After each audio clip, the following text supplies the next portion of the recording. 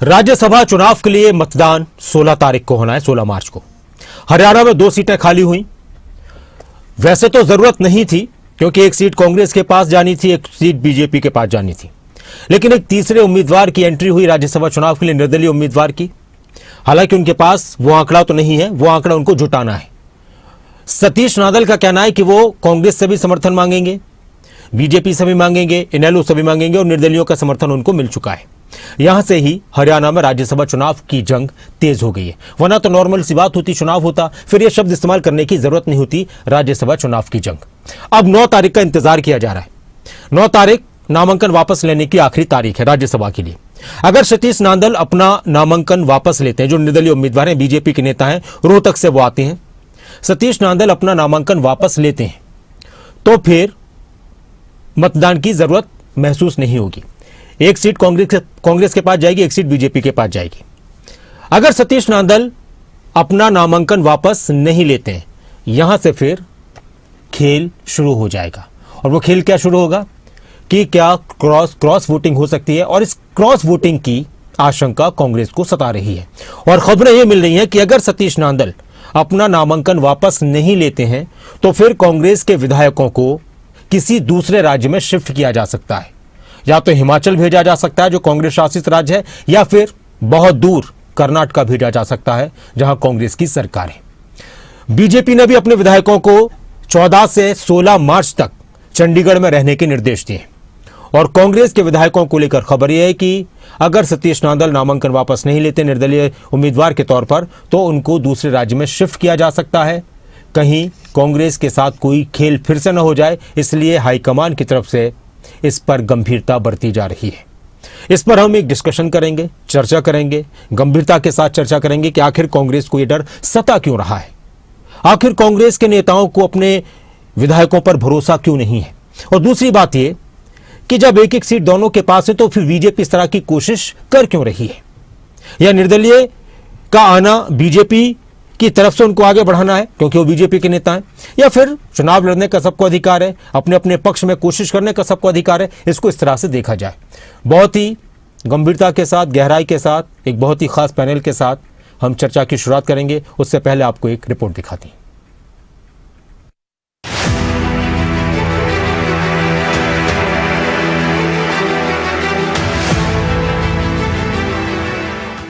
हरियाणा की सियासत में बीत चुकी है राज्यसभा चुनाव की बिसात। 2 सीटों पर चुनाव है, लेकिन मैदान में उतर गए हैं 3 धुरंधर। बीजेपी से संजय भाटिया, कांग्रेस से करमवीर बौद्ध और निर्दलीय उतरे हैं सतीश नांदल। राज्यसभा चुनाव के लिए हरियाणा से बीजेपी कैंडिडेट संजय भाटिया ने अपना नामांकन दाखिल किया। उनके साथ सीएम नायब सैनी भी रहे। कांग्रेस ने करमवीर सिंह बौद्ध को राज्यसभा उम्मीदवार बनाया है। ये उनका पहला चुनाव होगा। करमवीर बौद्ध ने अपना नामांकन दाखिल किया। उनके साथ पूर्व सीएम भूपेंद्र हुड्डा समेत कांग्रेस के कई विधायक मौजूद रहे। रोहतक के किलोई गांव के रहने वाले सतीश नांदल राज्यसभा के लिए तीसरे उम्मीदवार के रूप में अपना नामांकन दाखिल करने पहुंचे। मुकाबला त्रिकोणीय है, सस्पेंस गहरा है, शहमात का खेल भी शुरू है। विधानसभा में कुल 90 वोट हैं। एक सीट के लिए 31 वोट चाहिए। बीजेपी के पास 48 वोट, कांग्रेस के पास 37, इनेलो के पास 2, निर्दलीय 3 वोट हैं। 16 मार्च को होने वाली वोटिंग में कोई बड़ा खेल होगा, या फिर वोटिंग साफ तौर पर वैसे होगी जैसे सबका समीकरण है। राज्यसभा की 2 सीटों के लिए जंग 2 तरफा नहीं बल्कि त्रिकोणीय हो चुकी है। नामांकन के आखिरी दिन हरियाणा की सियासत में तीसरा चेहरा सामने है, जिसने कांग्रेस और बीजेपी दोनों की धड़कनें बढ़ाई हैं। विधानसभा का गणित पेचीदा है।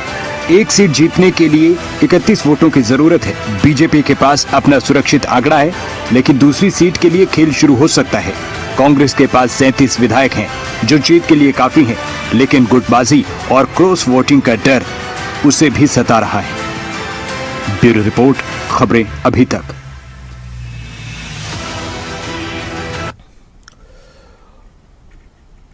हरियाणा में जब भी राज्यसभा का चुनाव होता है वो बहुत दिलचस्प हो जाता है। दिलचस्प कई और राज्यों में भी होते हैं, एक एक वोट को लेकर जद्दोजहद देखने को मिलती है। और पिछली बार जब राज्यसभा का चुनाव हुआ था, आप में से बहुत सारे लोगों को याद होगा कि किस तरह से रात तक पूरा खेल चला था। अजय माकन चुनाव में थे, निर्दलीय के तौर पर कार्तिकेय शर्मा थे और उनके पक्ष में कांग्रेस के विधायक कुलदीप बिश्नोई ने वोट डाला था। उन्होंने कहा था कि अंतरात्मा की आवाज़ सुनिए। उसके बाद हरियाणा की राजनीति बदली, कांग्रेस की गुटबाजी को लेकर बहुत सारे सवाल खड़े हुए, हाईकमान कांग्रेस के नाराज हुए, बहुत सारी बातें थी। अब कांग्रेस ने एक ऐसे कार्यकर्ता को टिकट दिया है जो दलित चेहरा है और आपने उनको बहुत ज्यादा राजनीति में एक्टिव हरियाणा की में नहीं देखा होगा। यानी 2 सीटें हरियाणा में और मैदान में 3 उम्मीदवार हैं। तीनों के फोटो आप देख रहे हैं। बीजेपी से संजय भाटिया राज्यसभा के उम्मीदवार हैं, कांग्रेस से करमवीर वोध राज्यसभा के उम्मीदवार हैं। यहां तक बात चल रही थी, आखिरी दिन का इंतजार था जब नामांकन का दिन था 5 तारीख, कि क्या कोई निर्दलीय आएगा। और अचानक से लास्ट मोमेंट पर सतीश नांदल आते हैं, 3 निर्दलीय विधायकों के साथ विधानसभा पहुंचते हैं और वो निर्दलीय उम्मीदवार के तौर पर राज्यसभा के लिए अपना नामांकन दाखिल करते हैं। अब यहां से बातें शुरू हो रही है कि क्रॉस वोटिंग से बचने के लिए कांग्रेस की रणनीति क्या है। और कांग्रेस ने रणनीति बनाई है, निर्दलीय उम्मीदवार के नामांकन वापस न होने पर कांग्रेस ने रणनीति यह बनाई है कि कांग्रेस के विधायकों को, ये सूत्रों के हवाले से खबर है लेकिन काफी चल रही है खबर, कि कांग्रेस के विधायकों को दूसरे राज्य में शिफ्ट किया जा सकता है। कर्नाटक या हिमाचल भेजे जा सकते हैं कांग्रेस के विधायक। यह एक बड़ी बात है। कांग्रेस के पास 37 विधायक हैं, उनको शिफ्ट किया जा सकता है। वहीं दूसरी तरफ बीजेपी के विधायकों को भी 14 से 16 मार्च तक चंडीगढ़ में रहने के निर्देश दिए गए हैं, आदेश दिए गए। यह हरियाणा के विधायकों और राज्य विधानसभा का समीकरण है। 90 सीटें हैं, बीजेपी के पास 48, कांग्रेस के पास 37, इनेलो के पास 2 और 3 निर्दलीय हैं। 31 वोट चाहिए एक राज्यसभा सीट के लिए। अगर बीजेपी के 31 वोट तो 17 बच जाएंगे और बीजेपी के प्रत्याशी संजय भाटिया आराम से राज्यसभा चले जाएंगे। कांग्रेस के 37 वोटों में से 31 करमवीर वोध को मिलते हैं तो वो भी आराम से राज्यसभा चले जाएंगे। अब बीजेपी के 17 बचेंगे और कांग्रेस के बचेंगे 7 वोट। उधर 2 इनेलो के और 3 निर्दलीय। अब निर्दलीयों ने अपना उम्मीदवार वो लेकर आए हैं सतीश नांदल के रूप में। अब यहां से बातें चल रही है कि अगर सतीश नांदल को जीतना है तो उनको क्रॉस वोटिंग करवानी है। और जाहिर सी बात है कि क्रॉस वोटिंग अगर वो करवाएंगे तो फिर वो कांग्रेस के खेमे में कोशिश करेंगे कि वहां से उनको समर्थन मिल जाए। अब यहां पर सवाल खड़ा होता है और बहुत ही दिलचस्प सबको जी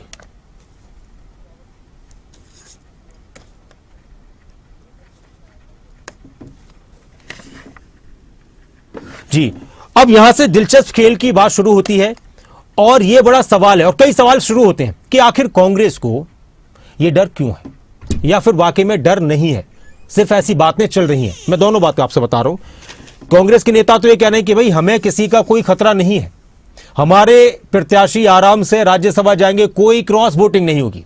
दूसरी तरफ ये जो खबरें चल रही हैं कि क्या कांग्रेस के विधायकों को कांग्रेस शासित राज्यों में शिफ्ट किए जाने की संभावना है, तो ये अपने आप में एक बड़ी बात है और उसको लेकर चर्चा करना जरूरी हो जाता है।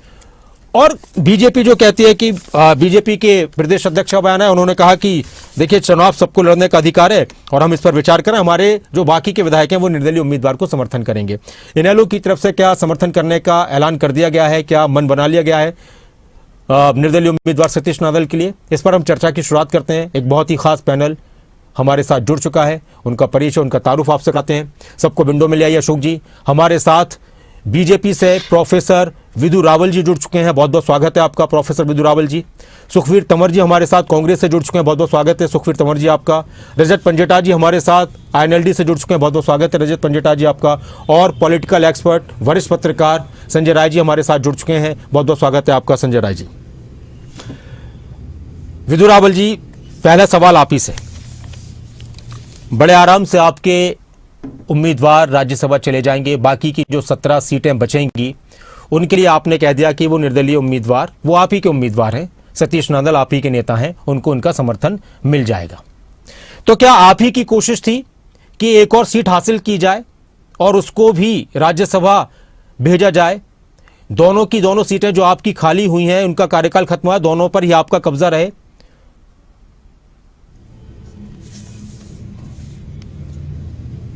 नासिर जी, आपको नमस्कार और आपके माध्यम से खबरें अभी तक देख रहे सभी दर्शकों को और जो हमारे साथी पैनलिस्ट हैं उनको भी नमस्ते।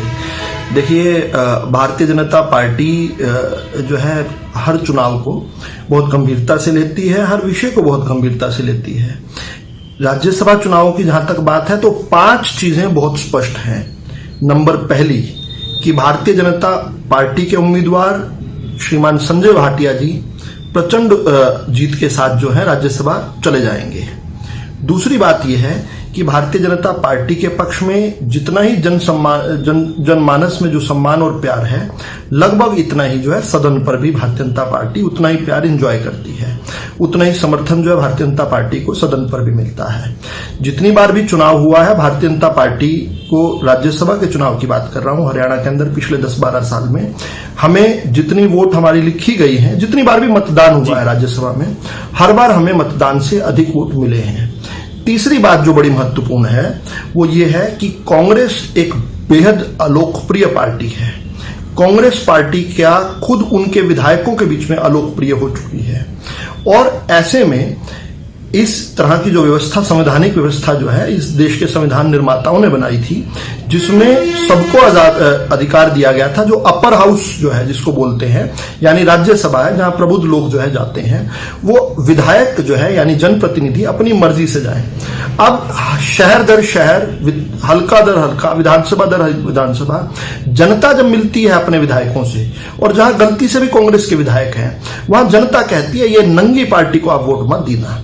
ये वो नंगी पार्टी है जिसने हिंदुस्तान को बेशर्मी, मतलब अपनी बेशर्मी में हिंदुस्तान को शर्मसार किया है। ऐसी पार्टी को वोट मत देना, कृपा करके जो है इनसे निजात पाओ। तो अब वो अंतरात्मा की आवाज से अगर कोई विधायक कहीं देता है तो ठीक है बात। चौथी और बड़ी महत्वपूर्ण बात यह है कि पिछले 10-12 साल में जितनी बार भी राज्यसभा को लेकर चुनाव हुआ है, कभी एक बार भी पूरे के पूरे कांग्रेस के विधायकों ने एक बार भी वोट नहीं किया है। ये ऐतिहासिक तथ्य है। और पांचवी जो सबसे महत्वपूर्ण बात यह है कि ये जो रिजॉर्ट पॉलिटिक्स वाला खेल कांग्रेस पहले से खेलती रही है, पिछली बार भी खेला था, क्या इससे कुछ हासिल हुआ था?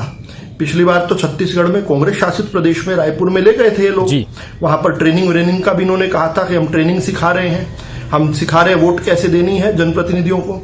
उसके बाद भी ट्रेनिंग लेकर आए विधायक जो हैं उन्होंने किस प्रकार से कितने विधायकोों ने कांग्रेस को वोट दी थी वो हमारे आपके सबके सामने है। तो बात यह है, इब्तदाई इश्क है, होता है क्या, रोता है क्या? हाँ, आगे देखिए होता है क्या। अब मैं विदु रावल जी, आपकी बात पूरी हो गई, मैं आपसे एक सवाल कर रहा हूं, उस पर मैं आपसे बस बहुत संक्षिप्त में जवाब लूंगा, फिर मैं सुखवीर जी के पास जाऊंगा। आपने कहा कि कांग्रेस के विधायक कांग्रेस के उम्मीदवार को वोट नहीं देते, वो क्यों नहीं देते? कोशिश तो आप करते हैं, हॉर्स ट्रेडिंग करते हैं, बरगलाते हैं, कांग्रेस के आरोप हैं, बहकाते हैं, धमकाते हैं, इस तरह के उनकी तरफ से आरोप लगाए जाते हैं, लालच देते हैं। आपत्ति है जी, मुझे आपत्ति है। आप हरियाणा के माननीय विधायकों को आप मंडी में बिकने वाले गाजर मूली समझते हैं, गधा घोड़ा समझते हैं। हॉर्स ट्रेडिंग क्या होता है? हॉर्सेस की ट्रेडिंग। आप हरियाणा की माननीय जनता, जनार्दन जिसको कहते हैं, जिन लोगों को जनता ने चुनकर विधानसभा में भेजा है, उनको आप गधा घोड़ा की संज्ञा देना चाहते हैं। मुझे इस पर कठोर आपत्ति है।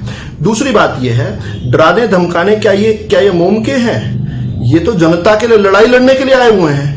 इनके अंतरात्मा की आवाज को आप क्यों नहीं समझते हैं? और इस बात को क्यों नहीं समझते हैं कि देश के अंदर जो कांग्रेस के जो सर्वोसर्वा हैं वो देश विरोधी गतिविधि। मैं समझ गया सर, आपने कहा कि कुछ नहीं होता, वो अपनी अंतरात्मा की आवाज सुनते हैं। ठीक है विदु रावल, चले जाते हैं ये। विदु रावल जी, आपने कह दिया कि कांग्रेस के विधायक, खत्म कर रहा हूं, आपने पूछ ही लिया, आपने पूछ ही लिया। अरे ये नंगी हो चुकी है पार्टी, विदेशियों के सामने जो नंगी हो जाए, भारत का मान और सम्मान को धक्का पहुंचाए, ऐसी घटिया और गंदी पार्टी को कौन वोट देना चाहेगा? चलिए, सुखवीर तंवर जी, सवाल करने की मुझे लगता है कि अब गुंजाइश नहीं है और जरूरत भी नहीं है, आपने सारी बातें सुन ली।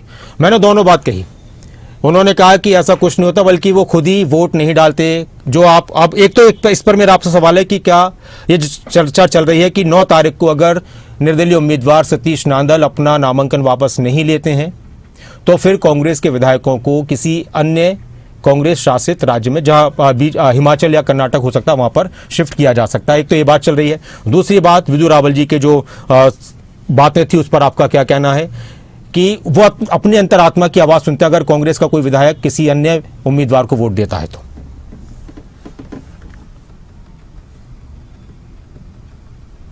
सुखवीर जी, आपकी आवाज नहीं आ रही, मैं एक बार चेक करता हूं जी। एक बार आप ट्राई करिए, एक बार आप बोलिए सर, बोलना दोबारा बोलिए। सुखवीर जी, आप बोलना शुरू कीजिए।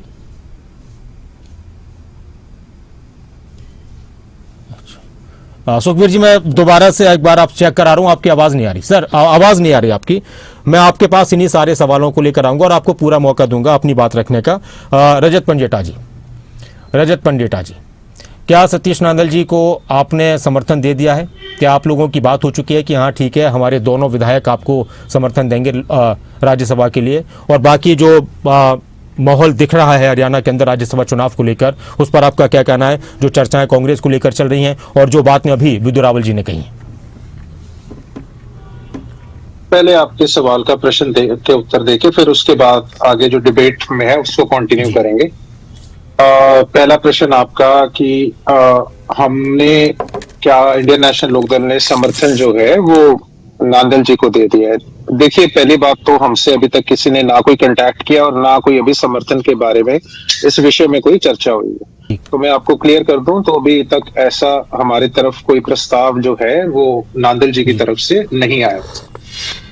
दूसरा, अभी आपने डिबेट में बात करी, अपना बात करने से पहले उसके ऊपर भी बात करनी जरूरी है।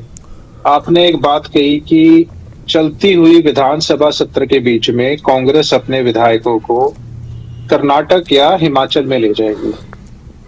मैं एक सवाल पूछना चाहता हूं आपसे, क्या कांग्रेस वालों को अपने विधायकों के ऊपर ही शक है? क्या कांग्रेस वाले अपने विधायकों के ऊपर इतना विश्वास भी नहीं करते? और क्यों विश्वास नहीं करते? उसके कारण है, आपको मैं पिछले विधानसभा सत्र पे लेके जाना चाहूंगा। ये लोग अविश्वास प्रस्ताव लेके आए थे और जब अविश्वास प्रस्ताव लेकर आए तो खुद हुड्डा साहब ने उसके ऊपर साइन नहीं किए, और जिन विधायकों के ने साइन किए वो जब एकजुटता दिखाने का इनका समय आया तो वोटिंग से भाग गए। वो मौजूद ही नहीं थे उस वक्त विधानसभा के अंदर। वहां इनकी जो कलाई खुली और वहां ये पता चल गया कि आपस में इनकी इतनी ज्यादा गुटबाजी है कि ये एक अविश्वास प्रस्ताव के ऊपर भी एक साथ मिलके साइन नहीं कर सकते। और तुरंत भाजपा ने इस मौके को लपका और ढांडा जी हैं, जो अपना एजुकेशन मिनिस्टर है, वो एकदम इसका निंदा प्रस्ताव लेके आ गए उसके बाद अविश्वास प्रस्ताव के ऊपर। और इससे जुड़ी 3-4 बातें हैं। अब इनको नंगा पार्टी बोल दिया, तो सबसे अमीर पार्टी तो भाजपा तो दुनिया में सबसे अमीर पार्टी है, पूरे देश में नहीं, धन की तो कोई कमी नहीं है इनके पास। और कहावत भी है, चलती में सब चलाते हैं। एक और भी है, गाना बड़ा मशहूर है पंजाबी, चलदा है तक्का सी ता करते। तो अब इनका ये क्या करेंगे क्या नहीं करेंगे। और कुछ बातें मैं जरूर करना चाहूंगा कि सबसे महत्वपूर्ण बात यह है कि क्या शैलजा जी का राजनीतिक कद कम करने के लिए उनके पैरेलल करमवीर बौद्ध जी को उतार रही है कांग्रेस? क्या उनका कद खुद जो है पहले से ही उनको बहुत बेइज्जत किया? बीच चुनाव में आपको पता है प्रचार से भी शैलजा जी चली गई थी। तो क्या उनकी रिप्लेसमेंट लाने की तैयारी कर रही है कांग्रेस? दूसरा, मैं तब भी मान लेता कि कोई सतीश नांदल कोई टक्कर नहीं दे पाएंगे, लेकिन जब स्वयं सावित्री जिंदल जी उनके साथ आकर खड़ी हो गई और जब उन्होंने, ये भी नहीं है कि वो चुप रहे, जब उन्होंने 4 बातें भी कही उनके समर्थन में जी, तो सावित्री जिंदल का साथ आके खड़े होना भी ये एक बहुत बड़ा संकेत देता है। उसके बाद कुछ बातें जरूर मैं लेके जाना चाहूंगा कि बहुत से कांग्रेस के विधायक, आपको पता होगा कि मुख्यमंत्री जी की अलग अलग मंचों से तारीफ करते हुए नजर आए कांग्रेस के, ये भी आप अच्छी तरह जानते हैं, किसी से छुपा नहीं। उसके बाद बार बार दीपेंद्र जी की तारीफ, एक यहाँ अपने हरियाणा में कृष्ण बेदी जी, आपको पता है कैबिनेट मिनिस्टर हैं, वो बार बार दीपेंद्र जी की तारीफ करते हुए नजर आते हैं। वो कहते हैं कि हुड्डा साहब की शान की गुस्ताखी में कोई बात नहीं कर सकता कोई भी, मतलब उनके लिए वो एक देवता, एक राजा, एक उसके समान है कि उनकी शान में कोई गुस्ताखी नहीं कर सकता, जैसे वो कोई भगवान का रूप है। उसके बाद मुख्यमंत्री जी का खुद का कबूलनामा मीडिया के सामने कि बहुत से कांग्रेस, और ये पहला जो सवाल था मीडिया के द्वारा किया गया वो हुड्डा जी के संदर्भ में था, और खुद मीडिया के सामने मुख्यमंत्री नायब सैनी जी ने इस बात को कबूलने का काम किया कि उन नेताओं ने, बड़े नेताओं ने मेरी चुनाव में मदद करने का काम किया। उसके बाद आता है देश के प्रधानमंत्री जी का इतना प्यार भूपेंद्र सिंह हुड्डा जी के लिए कि उनको आपको पता होगा भीड़ में से बुलाकर निमंत्रण देने का काम, न्योता घर पे बुलाने का काम उन्होंने किया था। फिर दीपेंद्र हुड्डा को भी जूनियर हुड्डा की संज्ञा देकर बुलाकर और मतलब बड़ा एक मान सम्मान देने का काम किया। एक पुराना प्यार लगता है। मैं खत्म कर रहा हूँ, ज्यादा लंबा समय नहीं लूंगा क्योंकि बातों का लिंक टूट जाएगा फिर। उसके बाद जो पुराना इतिहास कांग्रेस का रहा है, बिल्कुल अब चर्चा हो ही रही है तो बिल्कुल पुराना इतिहास रहा है। पुराना इतिहास ऐसा रहा है कि हमसे भी मदद मांग ली, अपनी सेंट्रल लीडरशिप के साथ मिलकर एक संयुक्त कैंडिडेट को लेकर आए आर के आनंद जी को, और बड़ा इंटरेस्टिंग है, हम तब भी मान लेते। लेकिन हुड्डा साहब ने जब अपना बैलेट पेपर खाली छोड़ा, आप कह रहे हो ना क्रॉस वोटिंग की बात कर रहे हो, तो जब हुड्डा साहब ने अपना बैलेट पेपर खाली छोड़ा तो उनके ऊपर कोई कार्रवाई हुई क्या? कोई कार्रवाई नहीं हुई। 14 वोट रद्द करा दिए, सुभाष चंद्रा जी को बनवा दिया। अब आते हैं माकन जी के ऊपर। माकन जी को मुझे लगता है जितने वोट मिले, हो सकता है ये अनुमान लगाया जा रहा है कि इतने वोट 29 वोट के आसपास जो है इस बारी कांग्रेस के विधायक, क्योंकि 9 ने क्रॉस वोटिंग चाहिए इनको, और उस टाइम पे भी एक तो इनवैलिड हो गई थी, आपको पता है, एक क्रॉस वोटिंग हुई थी कुलदीप बिश्नोई जी वाली, और एक एब्सेंट थे, मुझे लगता है शायद कुंडू जी एब्सेंट हो गए थे उसके अंदर। हाँ, तो उस कुल मिलाकर माकन जी विधायक होने के बाद माकन जी भी नहीं बन पाए। ऐसा ही खेला आपको पता है अभिषेक मनु सिंघवी के साथ हो गया था हिमाचल में। और अगर आप देखें तो रणदीप सुरजेवाला जी को इतना विश्वास नहीं था अपनी स्टेट के ऊपर, उन्हें राजस्थान भागना पड़ा। अब मैं एक लाइन आप बहुत जरूरी है, क्योंकि अगर यहाँ हॉर्स ट्रेडिंग का आपने जिक्र किया था, आपने एक बात उठाई थी, राजस्थान का जिक्र मैंने इसलिए किया कि भाजपा के लोगों के ऊपर अशोक गहलोत ने 2020 में 25 करोड़ रुपए का हॉर्स ट्रेडिंग का एलिगेशन लगाया था कि मेरे विधायकों को 25 करोड़ रुपए जो है वो ऑफर हुए हैं राज्यसभा के लिए, और बाद में साइमल्टेनियसली मेरी गवर्नमेंट को टॉपल करने के लिए। और क्या उसमें 10 करोड़ या 15 करोड़ पहले देने थे और बाकी के पैसे जो है वो वोटिंग के बाद होने थे।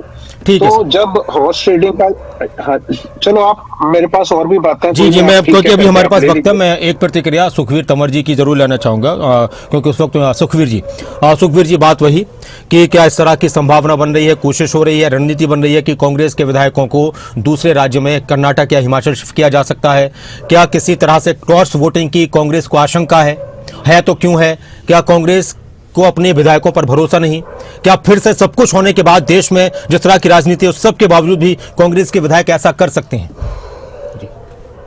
देखिए नासिर जी, सर्वप्रथम सतीश नांदड़ जी निर्दलीय विधायक नहीं है जी, नहीं, निर्दलीय प्रत्याशी नहीं है, बल्कि भारतीय जनता पार्टी के प्रदेश के उपाध्यक्ष हैं। और भारतीय जनता पार्टी ने प्रदेश की जनता की आंखों में धूल झोंकने के लिए उनको बतौर निर्दलीय प्रत्याशी नामांकन कराया।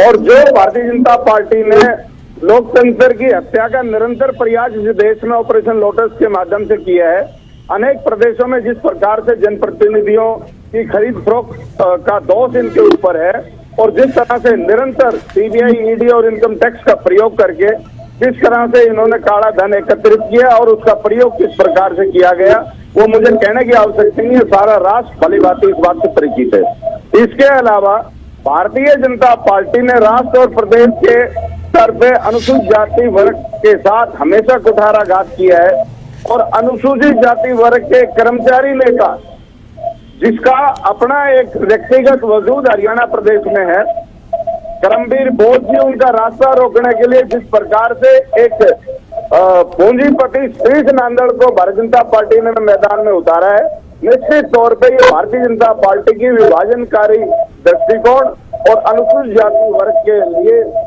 जो विरोध कर रही है उसके मंसूबों का ध्वस्त किया जाएगा। हम राष्ट्र और प्रदेश के स्तर पे पिछले 10 साल की तुलना में बेहतर सांगठनिक स्थिति में है, और भारतीय जनता पार्टी अपने विधायकों की चिंता करे। भारतीय राष्ट्रीय कांग्रेस के बारे में अगर पहले सर्वप्रथम तो प्रयास नहीं करेंगे, देख लेंगे ये और अपना नाम विड्रा करेंगे सतीश नांदल, फिर भी अगर करेंगे तो हम अपने विधायकों की सुरक्षा के लिए, उनके सम्मान के लिए जिस प्रकार का अतीत भारतीय जनता पार्टी का रहा है और इस राष्ट्र के लोकतंत्र की रक्षा के लिए जो कुछ हो सकता है करेंगे। और निसंदेह हरियाणा प्रदेश के राज्यसभा के चुनाव में भारतीय जनता पार्टी के दूसरे प्रत्याशी सतीश नांदल पूर्णतः बुरी तरह पराजित होंगे। एक वोट भी इनको क्रॉसिंग के माध्यम से नहीं मिलेगा। और जो अभी जो बात हुई पिछले चुनाव का जो इतिहास बताने का प्रयास किया गया, जिस प्रकार से कमजोर कड़ियां जो हरियाणा प्रदेश में मुख्यमंत्री की दावेदारी करते थे भारतीय राष्ट्रीय कांग्रेस में रहते समय, आज उनके हालात क्या हैं वो मुझे कहने का विषय नहीं है। किस प्रकार से एक टिकट तक के लिए सीमित कर दिए गए हैं। अगर किसी प्रकार की किसी ने तो गद्दारी निकलने का प्रयास किया, वो भी किरण चौधरी और कुलदीप बिश्नोई का हश्र याद रखिए। चलिए एक सवाल मेरा इसी पर आपसे कि क्या इस तरह की कोशिश हो रही है, आपको लग रहा है या सूचनाएं मिल रही है कि कांग्रेस के विधायकों से संपर्क किया जा रहा है? सुखवीर तंवर जी, अभी तक किसी प्रकार का कोई प्रयास नजर नहीं आया है, लेकिन हम सारी स्थिति पे इनके जो मंसूबे हैं उनको विफल करने के लिए पूर्णतः सजग और सावधान है और निसंदेह इनको मुंह की खानी पड़ेगी। और भारत के राष्ट्र को और लोकतंत्र को, संविधान को बचाना हमारी सर्वोच्च प्राथमिकता है और भारतीय जनता पार्टी के काले इतिहास को पुनः दोहराने नहीं। ठीक है सर। संजय राय जी, सबकी बातें आपने सुनी। कांग्रेस के प्रवक्ता कह रहे हैं कि अपने विधायकों की सुरक्षा के लिए, उनके सम्मान के लिए हमें कोई भी कदम उठाना पड़ा तो हम उठाएंगे। और जो बीजेपी के, वो कह रहे हैं कि सतीश नांदल बीजेपी के उम्मीदवार हैं, हालांकि वो निर्दलीय तौर पर उन्होंने पर्चा भरा है तो उनको हार का सामना करना पड़ेगा। बाकी उन्होंने बीजेपी पर आरोप लगाए कि लोकतंत्र की हत्या करी है पहले भी और अब भी बीजेपी कर रही है। वहीं बीजेपी के प्रवक्ता को आपने सुना, उन्होंने कहा कि कांग्रेस के विधायक अपनी अंतरात्मा की आवाज सुनते हैं तो फिर वो कांग्रेस जैसी पार्टी को वोट नहीं करते हैं। बहुत सारी बातें विदु रावल जी की तरफ से कही गई। आप क्या कहेंगे सर? ये जो चुनाव है, शुरू में लग रहा था कि इसी तरह का दिलचस्प होने वाला है, या फिर 9 तारीख के बाद सब कुछ नॉर्मल हो जाएगा, या फिर सरगर्मियां बढ़ने वाली हैं? देखिए, तीसरे उम्मीदवार के आने के बाद तो दिलचस्प हो गया है कि कब किधर क्या होगा वो देखने वाली बात होगी। जिस तरीके से हम लोगों ने रिपोर्ट में देखा कि जो कांग्रेस के 37 विधायकों का वोट होना है और बीजेपी के तो क्लियर है कि बीजेपी के विधायक जो भी हैं उनका तो एक तरफा है कि बीजेपी के संजय भाटिया जी तो निकल रहे हैं। रही बात सतीश नांदल जी की, सतीश नांदल जी भी बीजेपी के ही उम्मीदवार हैं, लेकिन उनको बतौर निर्दलीय उन्होंने किया है। और जिससे कि कहीं ना कहीं ये लगता है कि पार्टी को ये लगता है कि हो सकता है कि ये जिस तरीके के 17 वोट्स बीजेपी के बच रहे हैं और 7 वोट्स कांग्रेस के बच रहे हैं, टोटल होते हैं 24 और निर्दलीय होते हैं आईएनएलडी और निर्दलीय मिलकर के 5 4 9 29, 3 4 शायद इधर उधर से और भी आ जाएं तो कहीं सतीश नांदल भी सीट निकाल सकते हैं कि अगर, क्योंकि इस वजह से कांग्रेस भी थोड़ी पकाहट में है और थोड़ी सी सतर्क है अपने कि कहां पर क्या हो जाएगा। पिछली बार तो देखिए कि सुरजेवाला का जिस तरह से वोट, और सर इसमें संजय जी कांग्रेस के 7 वोट भी मिले सतीश नांदल को, उसके बाद फिर और 3 मिले, 2 और मिले, यानी 9 वोट चाहिए। ये बड़ी बात है कि क्या 9 वोट कांग्रेस के आईएनएलडी से वो आए हुए हैं। हाँ, कहीं ना कहीं उनका भी संपर्क है जी। आईएनएलडी से बीजेपी उन्होंने ज्वाइन करी थी, या जो भी चीज है जो हमें जानकारी है कि पहले उनका जो आईएनएलडी के नेता थे वो, हाँ जी, उसके बाद वो बीजेपी में आए हैं तो उनके संपर्क आईएनएलडी में भी है। हो सकता है कि आईएनएलडी उनको सपोर्ट कर दे। अभी उन्होंने पत्ते अपने नहीं खोले हैं, जो पत्ते हैं वो एट ए टाइम चुनाव के एक दिन पहले जो भी होगा खुलेगा। और हो सकता है कि आईएनएलडी भी सपोर्ट देता है तो 5 बचता है, फिर 31 वोट चाहिए, बचते हैं 2 या 3। 2-3 में कोई भी कहीं से भी इधर से उधर से आ सकते हैं, उनके भी अपने व्यक्तिगत संपर्क हैं और नांदल जी के भी अपने रोहतक और हुड्डा जी के माध्यम से भी और वैसे भी। संजय जी 9 वोट चाहिए कांग्रेस के, अगर क्रॉस वोटिंग होती है तो। जी 9 कांग्रेस के वोट चाहिए उनको। 7 तो देखिए बच रहे हैं ना, तो 7 बच रहे, तो बड़ी बात तो ये कि वो 7 भी देंगे क्या वोट? हाँ 7 तो दे सकते हैं।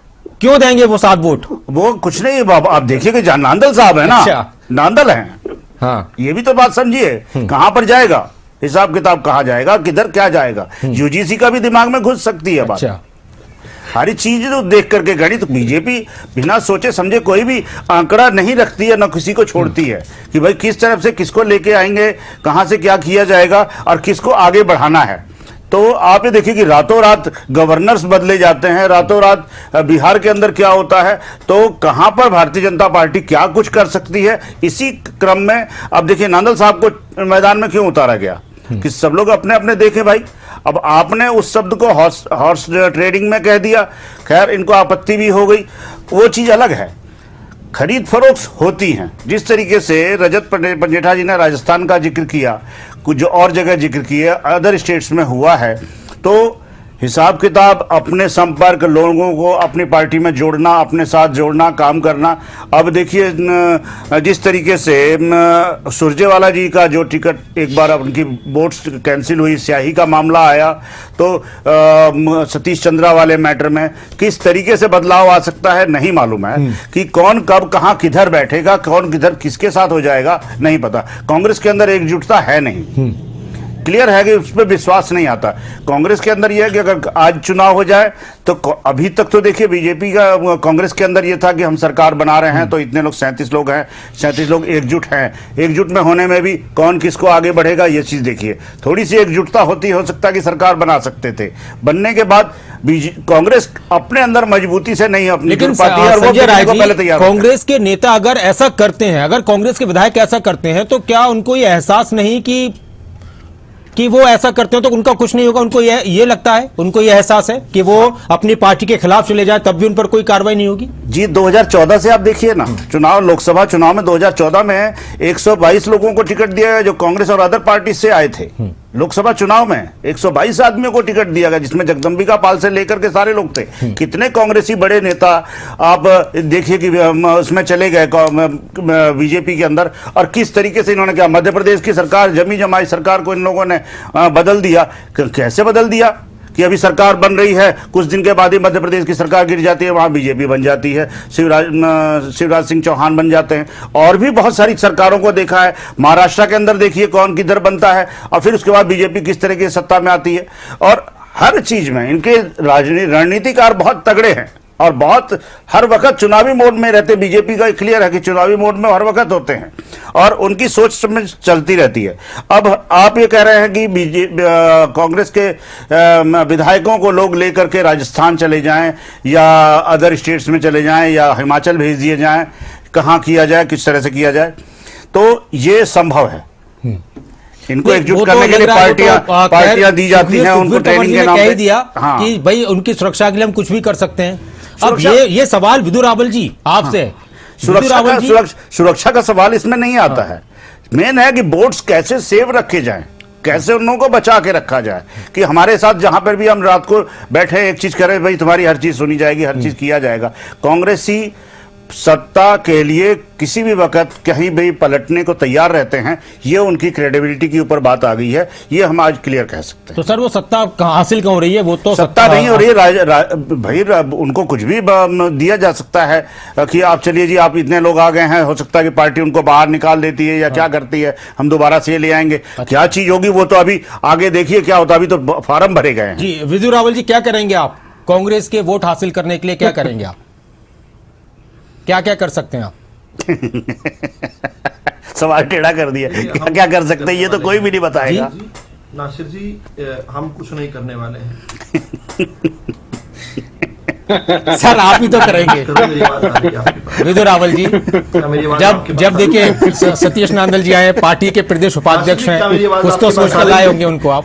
ये या तो या आपको क्या लगता है कि अगर वो वापस ले सकते हैं नामांकन और अगर नामांकन नहीं लेंगे तो आपका समर्थन कितना रहेगा? विधायकों के अलावा जो बीजेपी के बच्चे विधायक होंगे उनका तो वोट मिलेगा, लेकिन उनको मजबूत किस तरह से बना सकते हैं आप?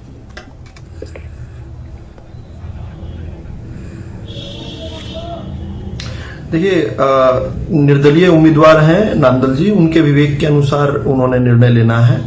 भारतीय जनता पार्टी बड़े स्पष्ट तौर पर यह कहती है कि देश विरोधी पार्टी कांग्रेस पार्टी जिसका मजबूत होना भारत के लिए खतरा बन चुका है, जिसका आचरण जो है भारत के लिए ठीक नहीं है, भारत के विरुद्ध हमेशा खड़ी होती है, भारत के नुकसान में भारत के शत्रुओं को ऑक्सीजन देती है लगातार, ऐसी पार्टी को देश से जो है जाना चाहिए। ऐसी स्थिति में भारतीय जनता पार्टी निश्चित तौर पर चाहेगी कि भाई हम लोग जो है कम से कम हम अपना वोट तो कम से कम कांग्रेस के उम्मीदवार को नहीं दे पाएंगे। सीधा सीधा सा मतलब यह है कि अगर कोई भी जो है मैदान में आता है, निर्दलीय है, देश का संविधान जो है उनको अनुमति देता है, बाबा साहब अंबेडकर का संविधान उनको अनुमति देता है, तो हम उनको अपने साथ जो है सर, देश का संविधान तो ये भी कहता है कि राजनीति अच्छी चलती रहे, इस तरह की राजनीति न हो, चाहे वो कांग्रेस की तरफ से की जाए, किसी के विधायकों को तोड़ा जाए, चाहे बीजेपी के विधायकों को कोई तोड़े, तो देश का संविधान तो ये भी नहीं कहता। ये बड़ा अच्छा कहा, ये बड़ा अच्छा कहा। अब आपने बहुत अच्छा सवाल पूछ लिया है। अब कृपया करके 2 मिनट तक बड़ी गंभीर तरीके से मुझे सुनिएगा। 1998 का चुनाव था, अटल जी की 13 महीने की सरकार को 1 वोट से गिराया गया। 1 वोट से, कौन सी वोट थी वो? गिरधर गमांग उड़ीसा के अंदर जो है जाकर मुख्यमंत्री बन चुके थे, सदन के सदस्य नहीं रहे थे, भारतीय जनता पार्टी के स्पीकर थे बालयोगी जी, उन्होंने उसके बाद भी अनुमति दी कि आप आकर वोट दीजिए, लेकिन कांग्रेस ने शिष्टाचार नैतिकता को खूंटी पर डालकर जो है वो जो 6 महीने पहले मुख्यमंत्री बन चुके थे उड़ीसा के, वो आकर लोकसभा में अटल जी के खिलाफ वोट करके गए। 1 वोट से हमारी सरकार गिर गई थी। उस समय 2 बयान दिए थे अटल जी ने। एक बयान खूब फेमस होता है कि मंडी में बिकने के लिए सामान बहुत था, खरीदार कोई नहीं मिला। एक और बयान दिया था अटल जी ने जो हम लोगों के लिए जो है एक प्रेरणा का काम करता है। अटल जी ने कहा था कि आज आप सब लोग जो हैं ये धोखाधड़ी कर हंस रहे हैं, सोनिया गांधी जी की तरफ देखते हुए कहा था बिल्कुल कि आज आप सब लोग देखते हुए हंस रहे हैं, एक दिन ऐसा आएगा पूरा देश आप पर हंसेगा। और आज हर चुनाव में पूरा देश कांग्रेस पर हंसता है और याद करवाता है। आज कितनी बड़ी बात कर रहे थे, लोकतंत्र की हत्या हो गई, लोकतंत्र की हत्या कर रही है भाजपा ऑपरेशन लोटस का नाम लेकर। लोकतंत्र की हत्या तब नहीं होती थी जब चुनी हुई सरकारों को ऐसे चुटकी में कांग्रेसी घेर दिया करते थे आधी रात को। 100 से अधिक बार 356 अनुच्छेद का उपयोग कर चुने हुए सरकारों को दूध में से मक्खी की तरह निकालकर घेर दिया करते थे। तब लोकतंत्र सुरक्षित था। देश पर जब इन्होंने इमरजेंसी लगाई तब लोकतंत्र जो सुरक्षित था। संविधान को खूंटी पर टांग दिया, संदूक में बंद कर अरब सागर में घेर आए ये लोग 1975 में, तब लोकतंत्र सुरक्षित था। फिर ये कहते हैं, अभी मैं सुन रहा था विश्लेषक साहब भी वही कह रहे थे, जो बहती गंगा चलती है उसी में सब लोग वही बोलते रहते हैं। महाराष्ट्र की बात कर रहे थे ये लोग। महाराष्ट्र के अंदर देवेंद्र फडणवीस के बड़े बड़े पोस्टर के सामने उद्धव ठाकरे जी ने मोदी जी के साथ हाथ पकड़कर, उद्धव ठाकरे ने खुद कहा था कि देवेंद्र फडणवीस हमारे आने वाले मुख्यमंत्री हैं, चुनाव हुआ हमारे नाम से वोट ले ली हमारे साथ गठबंधन में, उसके बाद हमारा फोन उठाना बंद कर दिया। अच्छा, वहां तो कांग्रेस के साथ इनकी मिलकर सरकार थी ना, वहां पर भी रिजॉर्ट पॉलिटिक्स की थी, वहां कैसे हॉर्स ट्रेडिंग हो गई भाई? ज्योतिरादित्य सिंधिया को आपने ये सब्जबाग दिखाया राहुल गांधी ने 2018 के चुनाव में कि आपको मुख्यमंत्री बनाएंगे, नहीं बनाया, धोखा किया।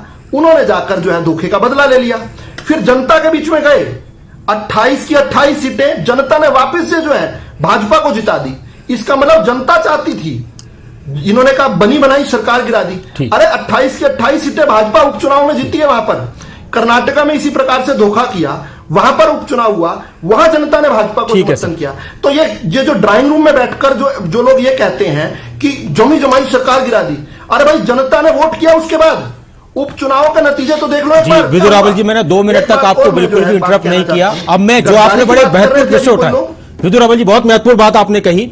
सुखवीर जी, मैं आपसे ये सवाल, क्योंकि इस तरह की राजनीति, जिस राजनीति का जिक्र करते हो सुखवीर तंवर जी, आप कह रहे हैं कि लोकतंत्र की हत्या बीजेपी कर रही है, अपने विधायकों के सम्मान और सुरक्षा के लिए हम कुछ भी करेंगे, बीजेपी ऐसी पार्टी है, बीजेपी विधायकों को तोड़ लेती है, डर दिखाया जाता है। बीजेपी के एक प्रवक्ता कह रहे हैं कि आप ये सब कुछ करके आए हैं, आप लोगों ने भी ऐसा किया है अपने वक्त में, अपने शासन में। नासिर जी, जिस पार्टी का इससे बहुत ऊपर किया है। जो इनके विधायक नहीं मदद तोड़ते थे संगठन ये है, लोग, ये लोग विधायक नहीं तोड़ते थे, ये तो चुनी हुई सरकारें तोड़ देते थे। ठीक, जिसका अब चुप करिए इनको, अगर मेरी बात जी जी, सुनिए। आप बोले सुखबीर जी। हाँ, नहीं, आप इनको चुप कीजिए पहले। देखिए नासिर, जिस प्रकार से भारत के जो स्वतंत्रता का आंदोलन था, उसमें किस प्रकार की भूमिका भारतीय जो राष्ट्रीय स्वयं सेवक संघ है और जिनका कोई योगदान नहीं। नहीं सर, स्वतंत्रता का आंदोलन छोड़िए सर, बात ये हो रही है कि आपने भी अपने कार्यकालों में, अपने शासन में, जब आपके पास सत्ताएं थी तो आपकी तरफ से भी तो इस तरह की राजनीति की गई है सुखबीर जी। 2 पीढ़ियों ने जेल भुगती है स्वतंत्रता आंदोलन में। मेरे परदादा और उनके पिताजी दोनों जेल में रहे हैं। निश्चित तौर पर मेरे परिवार के 2 सदस्यों ने जेल भुगती है स्वतंत्रता के आंदोलन में। भारतीय जनता सुखबीर तंवर बता दें इनके खानदान में कोई जेल में गया हो कभी? भारतीय राष्ट्रीय कांग्रेस स्वतंत्रता के आंदोलन में मेरे परदादा जी जो है वो 1942 1940 में जो जेल में गए, उनके पिताजी 1921 में जेल में गए, 1 साल तक जेल में रहे। मेरे परदादा 5 साल जेल में रहे हैं, 5.5 साल जेल में रहे हैं। एक भी वोट क्रॉस नहीं होगा और इनके जो मंसूबे हैं, इनके पूरे खानदान में कोई जेल में नहीं गया। यहाँ पर बैठकर स्वतंत्रता की बात करते हैं। लोकतंत्र को बर्बाद इन्होंने किया है, उसका एक एक बात का जवाब लिया जाएगा। आज जिस प्रकार से प्रधानमंत्री सदन में आने से डरते हैं कि मेरी जान को खतरा है, और आज इस प्रकार से इमरजेंसी में लोकतंत्र बर्बाद हुआ था क्या बाद हुआ था? जब इंदिरा ने इमरजेंसी लगाई थी तो लोकतंत्र बर्बाद हुआ था या बाद हुआ था? बता दो। 356 के साथ सरकारें गिरा दिया करते थे, लोकतंत्र बर्बाद होता था, आबाद होता था। चुनी हुई सरकारों को गिरा देते थे दूध में से बत्ती तरह निकालकर, वो लोकतंत्र आबाद हो रहा था, बर्बाद हो रहा था। की बात करते हैं अपने विधायकों को सुरक्षित नहीं रख सकते। अपने विधायकों को बीच सदन के चलते हुए, विधानसभा सत्र के चलते हुए उनके साथ रिजॉर्ट पॉलिटिक्स करने की बात करते हो, देश के सम्मान के साथ ठेस पहुंचाने का काम करते हो। राहुल गांधी को प्रधानमंत्री बनाने के लिए भारत का अपमान करने का तैयार हो गए, विदेशी मेहमानों के सामने नंगे होकर खड़े हो गए। ऐसे लोग जो है यहाँ पर लोकतंत्र की बात कर रहे हैं। चलिए विजय रावल जी, रजत पंजेटा जी, अगर हरियाणा में रजत पंजेटा जी, हिमाचल में पिछली बार जो कुछ हुआ, अभी अभिषेक मनु सिंघवी का आपने जिक्र किया, पूरे देश में वो घटनाएं काफी सुर्खियों में रही कि किस तरह से हरियाणा में हिमाचल के विधायक रहे। लास्ट मोमेंट तक एक चीज याद आती है, और कांग्रेस के इतने बड़े नेता को हार का सामना करना पड़ा, अभिषेक मनु सिंघवी। हालांकि इस बार भी उनको भेजा जा रहा है राज्यसभा। अगर हरियाणा में एक बार फिर से इस तरह की घटना होती है जो पिछले 2 चुनावों में हो चुकी है, राज्यसभा के चुनावों में, क्या संदेश जाएगा कांग्रेस को लेकर और बीजेपी को लेकर, और उसमें आपकी भूमिका क्या रहने वाली है? रजत पंजेटा जी। देखिए, हमारी भूमिका तो आखिरी दिन पे ही हम डिसाइड करेंगे, और अगर कुछ इसके ऊपर चर्चा भी हुई नहीं है, कुछ और चीजों को लेकर पार्टी व्यस्त है, विधानसभा सत्र चल रहा है, उसको लेकर भी, उसमें कई मुद्दों को लेकर भी। लेकिन चलो, अभिषेक मनु सिंघवी का आपने जिक्र किया, भेज रहे हैं उनको, शायद तेलंगाना से भेज रहे हैं उनको। और जहां तक हिमाचल का जिक्र कर रहे हैं, तो हिमाचल में भी कौन सा इनके विधायक सुरक्षित है, तो हेलीकॉप्टर से उठा लाएंगे। आपको याद होगा, हेलीकॉप्टर से अपना जो पहले मुख्यमंत्री थे, उनके पुत्र जो है, और वो भी नाराजगी उन्होंने उनकी भी सामने आई थी। जो अभी मंत्री हैं, जो पहले सोच रहे थे कि वीरभद्र जी की फैमिली की बात कर रहा हूँ।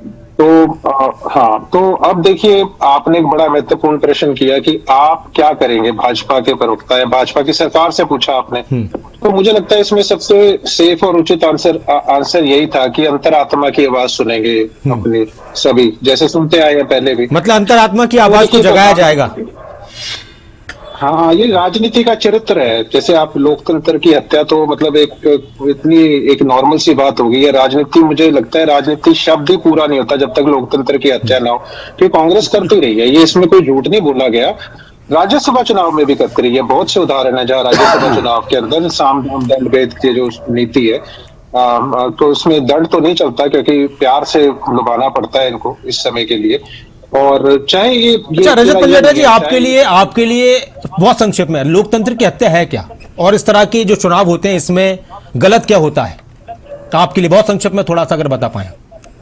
मुझे लगता है अगर हुड्डा साहब ने अपना खुद का बैलेट पेपर खाली छोड़ दिया उसके बाद किसी भी विधायक के लिए कुछ रहता नहीं। अच्छा। बहुत से विधायक ऐसे हैं जहां इनकी पॉलिसी थी कि 5 साल तक जो कांग्रेस में रहेंगे उनको वोट देंगे, उनको टिकट देंगे। तो आप बताइए गोकुल सेतिया कितना लास्ट मोमेंट पे नहीं दिया, रामकरण काला को लास्ट मोमेंट पे नहीं दिया। ऐसे बहुत से चीजें हैं। ये आपको अगली बारी उसको टिकट मिलेगी नहीं मिलेगी, अगली बारी अगर मोरली आप देखिए ना, इनको मोरली भी तो तोड़ना है कांग्रेस को। अगर ये जैसे पहले 2 समय होता रहा है जब हुड्डा साहब खुद हरा सकते हैं कांग्रेस को, और एक ना आधा वहां तो 14 और उनकी मिला के 15 वोट थी, यहां तो इतना। अब आप ये देखिए कि तब अंतरात्मा कहां गई थी हुड्डा साहब की। और अभी तो पिछली खट्टर जी की सरकार थी, आपको याद है वो डीएलएफ स्काईलाइट हॉस्पिटैलिटी वाला मामला था, हुड्डा साहब को क्लीन चिट मिल गई थी। अभी एजेएल वाले मामले में क्लीन चिट मिल गई। क्या पता इसको राज्यसभा में कोई अंतरात्मा से जोड़ के देख लिया जाए। अच्छा। क्या पता लगता है कि अंदर क्या बात है, क्या लेकिन नहीं। वो तो कह रहे हैं कि पहली किसी बात तो- तरह की कोई ऐसी संभावनाएं नहीं है, हो ही नहीं सकता। बड़े आराम से हमारे उम्मीदवार राज्यसभा जा रहे हैं, बीजेपी के सारे मंसूबे फेल हो जाएंगे चाहे कितनी कोशिश कर लें। इसी को तो अंतरात्मा कहते हैं। अच्छा। हर बार ये सेम कॉन्फिडेंस से बोलते हैं। पिछले राज्यसभा चुनाव में भी सेम कॉन्फिडेंस से बोला था कि हमारी जीत पक्की है। हवाई जहाज में 7 बैठ के आए थे, कुलदीप बिश्नोई को 7 बिठा के दिल्ली से चंडीगढ़ पहुंचे थे। ठीक है। एक ही होटल में रुके थे, एक ही कमरे में रुके थे। इसी तो अंतरात्मा। आप अंतरात्मा समझ ही नहीं रहे हैं फिर। अभी तक आप अंतरात्मा अच्छा। समझ ही नहीं पाए हैं। राजनीति का चरित्र, आप राजनीति का चरित्र समझ पाए हैं। देखिए, और एक बात ये भी है कि इसके अंदर ना, ये अभी कह रहे थे भाजपा के प्रवक्ता कि बड़ी अच्छा मार्जिन से जो है वो हमारे जो है वो जीतेंगे। यहाँ मार्जिन मुर्जिन नहीं देखना होता। यहाँ फर्स्ट प्रेफरेंस में जितनी वोट से आपका बन गया, क्योंकि अगर आपको दूसरा भी जिताना है सेकंड प्रेफरेंस वोट भी होती है। इसमें बड़े गणित परमुटेशन कॉम्बिनेशन होते हैं। तो ये अपना जिता के अपने जो दूसरे को अगर करना चाहेंगे नहीं करेंगे, वो इंडिपेंडेंट है, इनका बैक्ड है। लेकिन इसके अंदर भी बहुत से वो, जैसे भी राय साहब भी कह रहे थे, इसमें बहुत परमुटेशन कॉम्बिनेशन लगाने पड़ते हैं। राज्यसभा में वैसे भी जो गणित है भाजपा को, वहां पे ये छोटी मोटी बात नहीं होती। जब राज्यसभा में वोटिंग होनी होती है या कुछ और मसले होते हैं, आप राज्यसभा की एक सीट इतनी इंपॉर्टेंट ऐसे ही नहीं होती। इनको भी अपने नंबर्स पूरे करने हैं। और मैं तो भाजपा की मतलब बड़े टाइम से विदु रावल जी मेरे साथ करते आ रहे हैं डिबेट। मैं हर बार ये बात बोलता हूँ, जबकि आगे से बोलते भी हैं, इतने हल्के में लेने वाली पार्टी नहीं है। अगर आप सोचते हैं कि भाजपा को आप आसानी से हल्के में लेंगे, तो भाजपा को हल्के में लेता ही कौन है सर आज के टाइम पे? आज तो कोई ले ही नहीं सकता भाजपा को हल्के में। हाँ बिल्कुल। क्या बहुत से फैक्टर्स आएंगे इसके अंदर। और अंतरात्मा, मुझे लगता है इनको बेस्ट बात ये कहनी चाहिए थी कि ये जो अंतरात्मा की आवाज है, ये अंतरात्मा की आवाज में कुलदीप बिश्नोई घर बैठ गए, कैप्टन अभिमन्यु का नाम चल रहा था, धनखड़ जी का नाम चल रहा था। चलो इधर अशोक तंवर का भी था, कांग्रेस में बड़ा नाम था, उदयभान का था, क्यों उनको साइड किया गया। और सबसे महत्वपूर्ण बात है, क्या शैलजा जी को मतलब उनकी राजनीति सर, अगर किसी पार्टी ने, विदु रावल जी, अगर किसी एक चेहरे को, एक सामान्य कार्यकर्ता को अगर कोई पार्टी आगे बढ़ा रही है तो उसमें बुराई क्या है? अब आप कोई जाट उम्मीदवार आ जाता, कोई बड़ा उम्मीदवार आ जाता, किसी और खेमे से आ जाता, तो आप कहते कि क्या हुड्डा साहब को साइडलाइन करने की कोशिश है? कतई ही बुराई नहीं है, कतई ही बुराई नहीं है। लेकिन किस प्रकार से दलितों का अपमान किया गया। अच्छा। सत्ता में रहते हुए गांव के गांव मिर्चपुर में जला दिए गए, और उसके बाद जब सत्ता से बाहर आए तो अब पिछला चुनाव लड़ने लगे तो किस प्रकार से पूरे दलित वर्ग को गाली दी गई। अपनी वरिष्ठतम नेत्री जो है कुमारी शैलजा जी को किस प्रकार से अपमानित किया गया।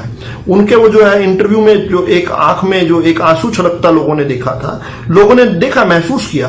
अब फिर कुमारी शैलजा जी को ठिकाने लगाने के लिए इस प्रकार से एक व्यवस्था तैयार की जा रही है। तो ये भी दलित वर्ग इसको भी देखता है, समझता है। फिर एक बड़ी बात जो है जिसको हमें समझना पड़ेगा कि कांग्रेस का जो लीडरशिप है कांग्रेस की, वो बहुत अलोकप्रिय हो चुकी है। कांग्रेस की लीडरशिप पूरे देश के अंदर लोकप्रिय हो चुकी है और देश के लोग उनसे नफरत करने लगे हैं। आपने देखा ना कि किस प्रकार एआई समिट में आम जो है सुनवाई करने वाले उनके ऊपर हाथ बांध रहे थे। वहां भाजपा के भारतीय जनता पार्टी से नफरत करते हैं, इसकी विभाजनकारी शौक की राजनीति से नफरत करते हैं। इस प्रकार बीच में नहीं बोलिए, सुखबीर तंवर बीच में नहीं, किस प्रकार से इन पर लात घूंसे मारने वाली आम जनता है। और मैं फिर से एक बात कहता हूं, अभी रजत पंजेटा जी ने कहा, अरे भाई बीच में नहीं, सुनिए बीच में नहीं, अरे सुखबीर तंवर बीच में नहीं। विदुर जी अपनी जल्दी से बात खत्म करें, वक्त भी थोड़ा सा कम है, और फिर मुझे एक प्रतिक्रिया संजय राय जी की। एक कांग्रेस पार्टी जो है, सुखबीर जी मैं आ रहा हूं आपके पास ही, विदुर जी के बाद आपके पास ही आ रहा हूं सर, आप बोलिएगा जी, जल्दी से अपनी बात खत्म कीजिए विदुर रावल। कांग्रेस पार्टी के विरुद्ध पूरे देश के अंदर माहौल है। जब जनता अपने विधायकों से मिलती है तो वो अराजनीतिक होती है, वो एपॉलिटिकल होती है, वो अपने विधायकों को दबाव बना रही है, अंतरात्मा की आवाज तो पहुंच ही रही है, एक दबाव भी बनाया जा रहा है। हर हल्के की जनता कह रही है भाई कांग्रेस पार्टी से निजात पा दो। कांग्रेस के विधायकों पर दबाव है, इस समय बहुत भारी दबाव है, जनता का दबाव है। और फिर मैं बात वहीं से जहां से शुरू की थी वही कहते हुए कर रहा हूं, इब्तिदाई इश्क है, होता है क्या, आगे आगे देखिए होता है क्या। अभी सुखबीर तंवर जी इस शेर से उन्होंने बात खत्म की, मैं कह देता हूं कि इब्तिदाई इश्क है, रोता है क्या, आगे आगे देखिए होता है क्या। सुखबीर तंवर जी बोलिए। सुखबीर तंवर जी एक सवाल, हुड्डा साहब कह रहे हैं कि मजबूत है कांग्रेस का उम्मीदवार, कोई भी कुछ नहीं कर सकता। कुमारी सैलजा का बयान भी यही आया, उन्होंने कहा कि कांग्रेस का ही उम्मीदवार राज्यसभा जाएगा चाहे कोई कितनी ताकत लगा ले। रणदीप सुरजेवाला साहब भी ये कह रहे हैं, कांग्रेस के विधायक भी ये कह रहे हैं, तो फिर सर टेंशन किस बात की? सुखबीर नहीं कह रहा हूं कि 100% किसी प्रकार का कोई वोट क्रॉस नहीं होगा। टेंशन तो इनको है जो इन्होंने तिकड़म लगा के सीट हासिल अतीत में की। इसका मतलब कांग्रेस का कोई विधायक जो है चलती विधानसभा से हरियाणा से भागकर किसी रिजॉर्ट में नहीं रखा जाएगा। क्या सुखबीर तंवर ये कह रहे हैं कि अगर कोई रिजॉर्ट पॉलिटिक्स हुई तो सुखबीर तंवर कांग्रेस छोड़ देंगे? चलिए विदुर रावल जी उनको बात पूरी करने दीजिए। विदुर रावल जी मैं आ जाऊंगा सर, आखिरी एक प्रतिक्रिया के लिए आ जाऊंगा। विदुर रावल जी आप बोले। सुखबीर जी इन्होंने मेरे बीच में बोला था, हाँ तो अब आपने भी बोल दिया, थोड़ा सा बैलेंस हो गया सर। समाप्त हो जाएगा। ये जो कभी राष्ट्र के नहीं हुए, जो राष्ट्र के स्वतंत्रता आंदोलन के नहीं हुए, वो राष्ट्र के होंगे निसंदेह। पूंजीपतियों के शोषक, किसान और मजदूर के शोषक। राम के लिए आपने कितने पग में बाधा डाली थी? 21 वकील खड़े करते थे। सोनिया गांधी कहती थी राम तो काल्पनिक है, राम सेतु तोड़ने के लिए एफिडेविट देती थी। आपके समय किस प्रकार से कहा था बाबरी को दोबारा बना देंगे। राम विरोधियों के लिए आज राम ज्यादा आ गए हैं। इतने वर्षों तक राम के विषय को जानबूझकर 21 वकील खड़े करते रहे, कहते थे चुनाव के बाद सुनवाई। ठीक है सर, मैं आता हूँ आप क्योंकि वक्त बहुत कम है। संजय राय जी तो क्या ये मानकर चलें, संजय राय जी ठीक है सुखबीर जी, हाँ संजय राय जी कांग्रेस का चिंता करना कितना सही है? कांग्रेस की जो स्थिति हरियाणा में, क्या वही कमजोर है 37 विधायकों के बाद भी? जिस तरह से कांग्रेस को लेकर, हालांकि 37 विधायक बड़ी बात होती है, 37 विधायक कांग्रेस के हैं, उसके बाद भी कांग्रेस को इतना सोचना पड़ रहा है, रणनीति बनानी पड़ रही है, इस तरह की संभावनाएं जताई जा रही हैं कि इस विधायकों को शिफ्ट किया जाएगा। और अगर ऐसा होता है, जो मैंने सवाल किया था रजत पंजेटा जी से, शायद वो उस दौरान उन्होंने सुना नहीं, तो इसका संदेश हरियाणा की राजनीति में क्या जाएगा अगर कांग्रेस के विधायक क्रॉस वोटिंग करते हैं? तो देखिए, जब तक 2 थे तब तक तो दोनों कॉन्फिडेंस में थे कि 2 ही हैं हम लोग। तीसरे के आते ही सारा खेल बिगड़ने लगा कि अब ये तीसरे का कहीं क्रॉस वोटिंग हो गई तो तीसरा ना निकल जाए। और तीसरा बीजेपी का कार्यकर्ता है, कार्यकर्ता के साथ साथ पदाधिकारी है, पदाधिकारी के साथ साथ वो निर्दलीय उम्मीदवार है, बीजेपी का उम्मीदवार नहीं है, ऑफिशियली अनऑफिशियली है। तो इसमें खेल राजनीति का आ जाता कि अब कौन से विधायक की कितनी किससे साठगांठ हो सकती है, किससे कितने संबंध अच्छे हो सकते हैं।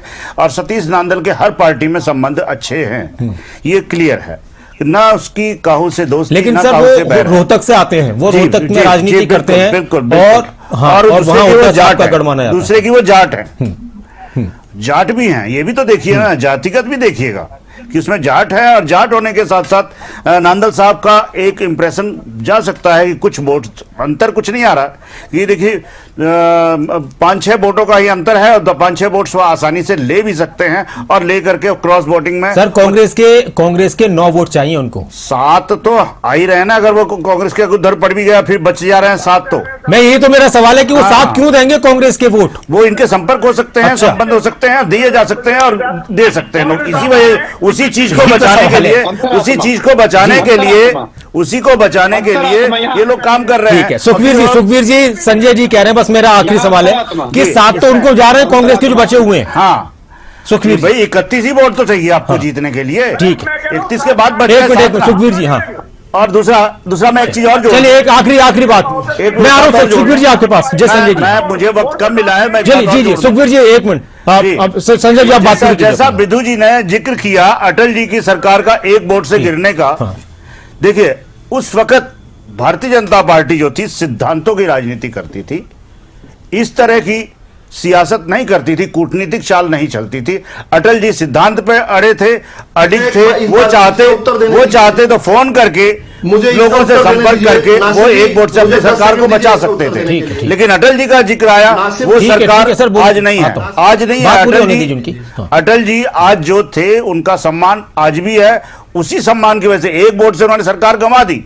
उसका उनका लिए नेक्स्ट में क्या आया कि अगली बार उनकी सरकार पूरी बनी, मजबूती से चली। ठीक, क्या उसका नेगेटिव इफेक्ट तो नहीं हुआ? लोगों के बीच में उनका मान बढ़ा, उनका सम्मान बढ़ा और आगे चलते चले गए। आज वो नहीं है। आज क्या है भारतीय जनता पार्टी? साम दाम दंड भेद। आज उस नीति पे चल रही है भारतीय जनता पार्टी। किसी भी वक्त कुछ भी किसी तरह से किसी के साथ भी हो सकता है, किसी को कुछ नहीं पता। तो उस चीज पर भी ये जो तीसरे उम्मीदवार उस नीति से आगे आए हैं। बिल्कुल आप बोलिए, मैं आपको बीच में नहीं बोला था। ठीक है सर, बोलिए, आप बोलिए विधु जी बताइए। देखिए हमने देखा कौरवों की सभा में द्रौपदी का वस्त्रहरण हुआ था, किस प्रकार पांडव उस दिन चुप रह गए थे। फिर महाभारत हुई, भगवान श्री कृष्ण ने जो है रथ को संभाला और उस समय हमने देखा कि किस प्रकार से जो है अभिमन्यु वध का और द्रौपदी के वस्त्रहरण का बदला जो है कर्ण के वध से लेकर भीष्म पितामह तक किस प्रकार से लिया गया। अब इसको साम दाम दंड भेद कह दीजिए। आपका कर्तव्य आपके सिद्धांत से बड़ा नहीं हो सकता। राष्ट्रीय कर्तव्य निभा रही है भाजपा। कांग्रेस मुक्त भारत राष्ट्रीय कर्तव्य है। ठीक है सर, इस राष्ट्रीय कर्तव्य को हम अंतिम श्वास तक निभाएंगे। ठीक है सर, बहुत सर, प्लीज सुखबीर तंवर जी आखिरी प्रतिक्रिया जी। सुखबीर जी जल्दी से। हाँ, आप जनमत के चोरी करने का भेद हो चुके हो। सुखबीर विगत के 12 साल में आपने दाम दाम दंड भेद करके अभी वो राष्ट्र तो यूजीसी आ गया ना। यूजीसी फिर क्यों लेके आए हैं? जनमत को लूट लिया। यूजीसी फिर क्यों लेके आए हैं? अगर ये राष्ट्रवाद था तो यूजीसी लाना भी राष्ट्रवाद था। 4 सीट अभी पिछले दिनों अरविंद केजरीवाल के खिलाफ को यहीं पर विराम देना होगा। बात यही है कि इस तरह की संभावनाएं बन रही हैं। कांग्रेस को कहीं ना कहीं आशंका है कि इस तरह की अगर कोशिश होती है। बहुत बहुत शुक्रिया सर आप सभी का चर्चा में जुड़ने के लिए। रजत पंजेटा जी आपका बहुत शुक्रिया, विधु रावल जी आपका बहुत शुक्रिया, संजय राय जी आपका बहुत शुक्रिया और सुखवीर तंवर जी आपका बहुत बहुत शुक्रिया चर्चा में शामिल होने के लिए। बहुत सारी बातें निकलकर सामने आ चुकी हैं। यह साफ हो चुका है कि बीजेपी की तरफ से पूरी कोशिश जो निर्दलीय उम्मीदवार हैं सतीश नांदल उनको राज्यसभा पहुंचाने की होगी। अब उस कोशिश में क्या कुछ हो सकता है। तो वहीं कांग्रेस का यह दावा है कि हमारे सारे विधायक एकजुट हैं, लेकिन उसके साथ इस तरह की रणनीति भी बन रही है कि कांग्रेस के विधायकों को कांग्रेस शासित राज्यों में शिफ्ट किया जा सकता है, भेजा जा सकता है अगर सतीश नांदल अपना नामांकन वापस नहीं लेते हैं। इनेलो का कहना है कि अभी हम लास्ट मोमेंट पर तय करेंगे कि हमें किसके साथ जाना है, क्या करना है, वोट करना है या नहीं करना है और किसके पक्ष में करना है।